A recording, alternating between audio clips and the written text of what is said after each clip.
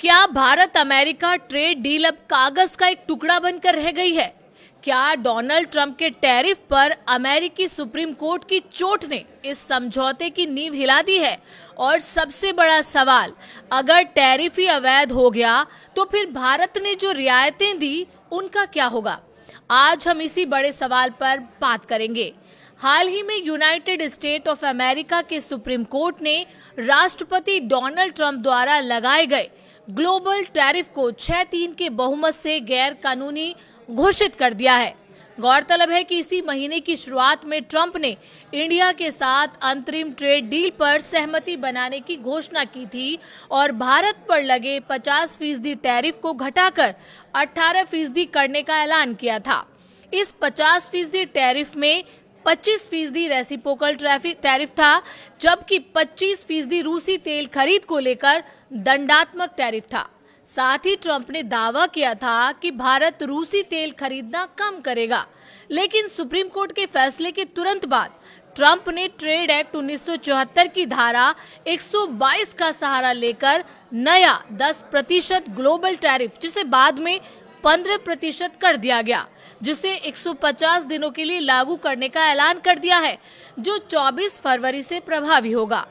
Trump ने white house में एक प्रेस कॉन्फ्रेंस में कहा कि भारत के साथ समझौते में कुछ नहीं बदलेगा और भारत भुगतान करता रहेगा। सवाल, क्या ट्रेड डील की कानूनी बुनियाद हिल गई है? कई विशेषज्ञों का मानना है कि जब पुराना टैरिफ अवैध घोषित हो गया तो उसके आधार पर बनी नई डील की वैधता पर भी सवाल उठते हैं।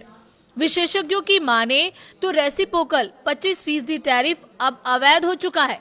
उसकी जगह 15% अस्थायी ग्लोबल टैरिफ लागू होगा और जो 150 दिन से ज्यादा नहीं चल सकता, और इसे लागू करने की शर्त भुगतान संतुलन संकट है, जो फिलहाल अमेरिका में नहीं है।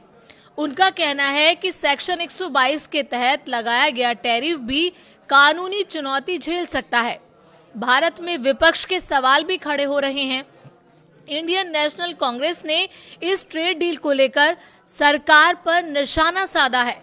वरिष्ठ नेता जयराम रमेश ने सवाल उठाया है कि सुप्रीम कोर्ट के फैसले का इंतजार क्यों नहीं किया गया। पूर्व वित्त मंत्री पी चिदम्बरम ने भी पूछा है, अगर टैरिफ खारिज हो गया तो भारत की तरफ से दी गई रियायतों का क्या होगा?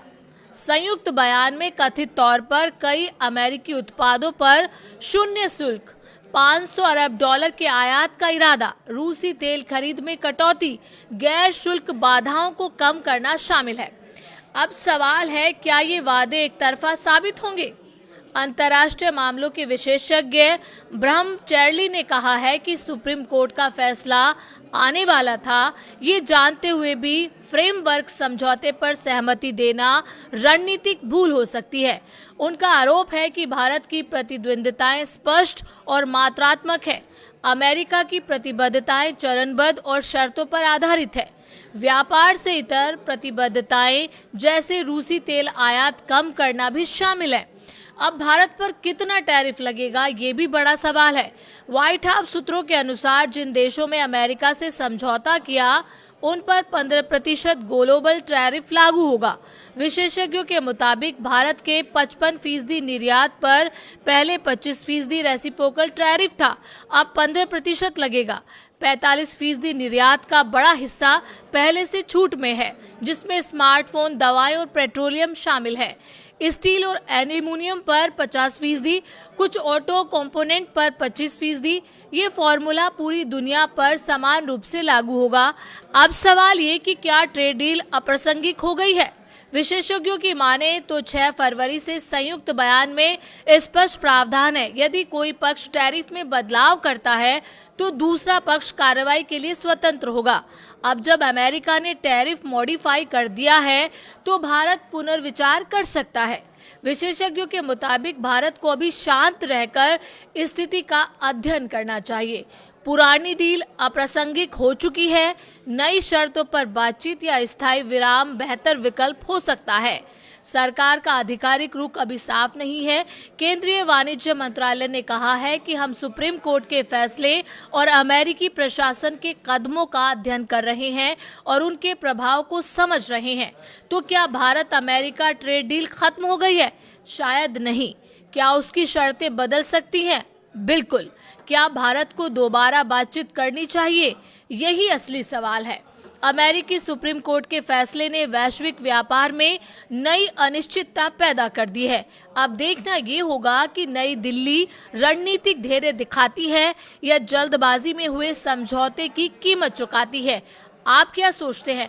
क्या भारत को डील रोक देनी चाहिए या नई शर्तों पर आगे बढ़ना चाहिए? आप अपनी राय हमें कमेंट के जरिए बता सकते हैं।